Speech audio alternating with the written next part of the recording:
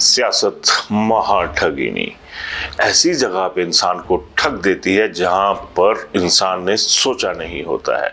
लेकिन सियासतदान ही अगर इस महाठगनी के शिकार हो जाए तो फिर कहना ही क्या।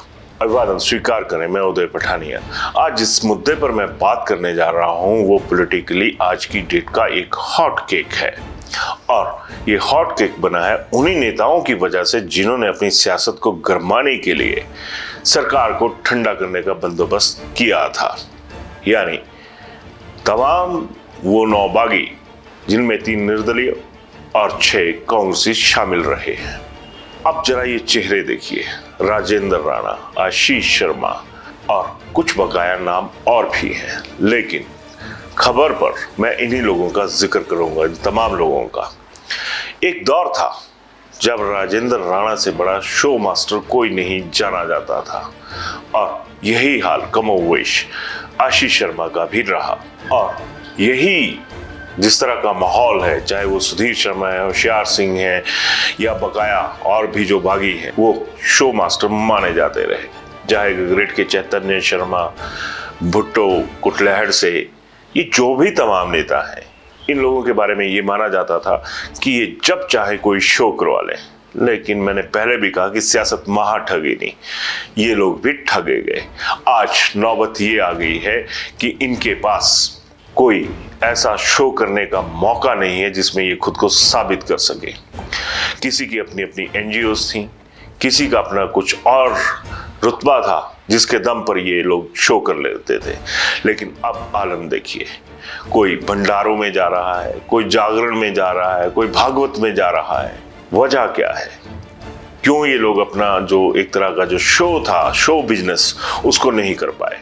क्या ऐसी वजह हो गई कि इन लोगों को भंडारे, जागरण और बकाया सामाजिक समारोह में जाकर शिरकत करने का, एक तरह से फायदा उठाने का मौका तलाशने की नौबत आई हुई है? कोई मंदिरों में शीश नवा रहा है, कोई कहीं पर।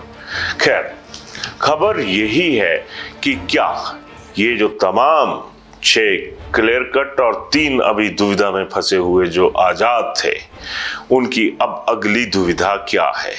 तो अगर मौजूदा हालात को देखा जाए तो ये बहुत बुरी तरह से फंसे हुए नजर आने शुरू हो चुके हैं। ये कुछ दृश्य देखिए जो बीजेपी के स्थापना दिवस के मौके पर थे। यहाँ पर ये लोग भी हाजिर हुए, चाहे वो भुट्टो थे या राजेंद्र राणा थे या कोई और थे, तो ये लोग भी वहां पर गए।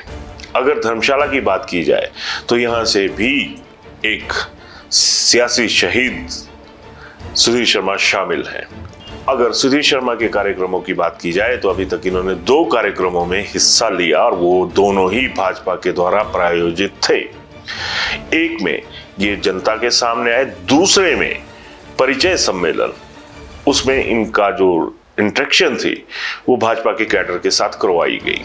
बवाल बहुत सारे थे, और ये जो बवाल और ये सवाल हैं, ये कोई धर्मशाला में ही नहीं है, ये अब 9 के 9 विधानसभा क्षेत्रों में नजर आने शुरू हो चुके हैं। जन समर्थन के नाम पर इन नेताओं ने बगावत की, और अब देखिए जन समर्थन की जगह अब इनको कहीं पर भाजपा का समर्थन भी कायदे से मिलता हुआ नजर नहीं आ रहा है। हर सियासतदान कोई भी फैसला लेने से पहले उसके पॉजिटिव और नेगेटिव गुणा भाग सब करता है। कांग्रेस से छिटक कर भाजपा के पाले में जा चुके इन विधायकों ने शायद ये सोचा होगा कि उन्हें भाजपा के कैडर का जो सहारा है वो मिल जाएगा, लेकिन सियासत महाठगनी यहाँ पे भी ठग गई। भाजपा के आला नेता तो इनके साथ खड़े हो गए, लेकिन अब कैडर गायब नजर आ रहा है। ये तमाम सबूत उसी सोशल मीडिया पर नजर आ रहे हैं जिस सोशल मीडिया की एटलीस्ट बीजेपी सबसे बड़ी खिलाड़ी मानी जाती है। ये नेता अपने जो कार्यक्रम है उनकी फोटोज डाल रहे हैं, लेकिन वो फोटो किसी जनसंपर्क अभियान की बजाय, किसी एक पॉलिटिकल शो की बजाय सोशल शोज जो होते हैं उनमें नजर आ रही है। अब सवाल उठता है कि भाजपा और उसका कैडर सन और सुन क्यों हुआ? सन तब हुआ जब भाजपा ने इन 9 लोगों को अपने साथ मिला लिया, तब तो सन था। लेकिन जब इनको टिकटें थमा दी गई तो उसके बाद पूरे का पूरा कैडर जो है वो सुन्न हो गया। उसके सियासी जिस्म में, सियासी दिमाग में कोई ऐसी मूवमेंट नजर नहीं आ रही है जिससे ये कहा जाए कि सरकार के लिए, सरकार बनाने के लिए, मोदी के लिए कोई फैक्टर काम कर रहा है। सब सुन पड़े हुए नजर आ रहे हैं। अब आलम देखिए, इन तमाम जो 9 नेता हैं, इनके लिए जगह ऐसी कोई नजर नहीं आ रही जहां पर बैठकर ये सुस्ता सके, क्योंकि भाग दौड़ करने का तो मौका ही नहीं मिल रहा। जब भाग दौड़ करने का मौका नहीं मिलेगा, एक टीम वर्क नहीं मिलेगा, तो आराम की जरूरत भी नहीं होगी। एक तरह से परिस्थितियां जो हैं वो रामम शरणम गच्छामि वाली बन चुकी हैं।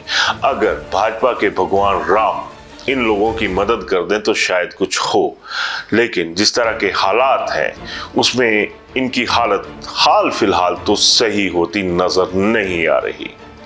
अगर इन नेताओं के मौजूदा जो सियासी व्यवहार है उसकी बात की जाए तो वो भी कम आश्चर्यजनक नहीं है।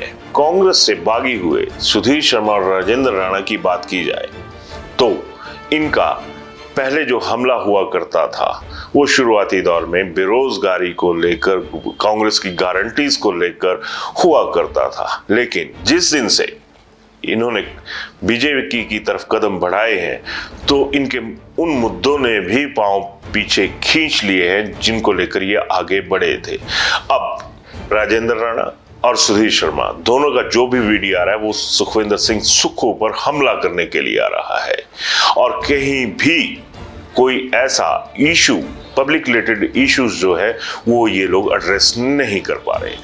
इसके बाद हो क्या रहा है, लोग इन्हें कमेंट ज्यादा और कम्प्लीमेंट कम दे रहे हैं। सियासत में अति उत्साह भी कई बार खराब हो जाता है। तो क्या ये माना जाए कि भाजपा अति उत्साह का शिकार हुई? ये इसलिए क्योंकि बीजेपी अभी तक के दौर में 6 बागियों को टिकटें दे चुकी है, 4 लोकसभा की टिकट्स जो है वो भी अनाउंस कर चुकी है। लेकिन क्या आपको वो उत्साह नजर आ रहा है जो इससे पहले बीजेपी के कैडर में, बीजेपी के कार्यकर्ताओं में नजर आता था? शायद नहीं, क्योंकि कार्यकर्ता जो है, जो कैडर है, वो अब कहीं ना कहीं एक तरह से खुद को अलग कर चुका हुआ नजर आ रहा है। तो इसमें सबसे बड़ा सवाल ये भी है कि क्या भाजपा अपनी सियासी हरकत की वजह से अपनी जो बरकत है सियासत की उसको भी खोती जा रही है? सबसे बड़ी बात तो यही है कि कहीं ना कहीं अब जो 4 लोकसभा क्षेत्र थे वहां पर मोदी फैक्टर भी इसकी चपेट में आएगा।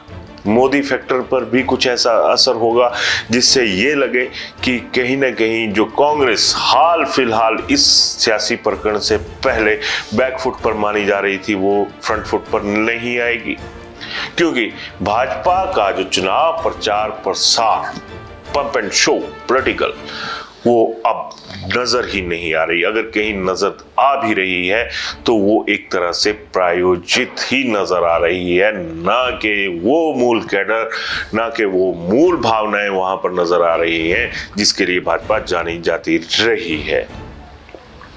तो सवाल तो यहां पर 6 विधायकों के चक्कर में, एक राज्यसभा की सीट के चक्कर में घन चक्कर की तरह घूमती हुई तो भाजपा भी दिख रही है।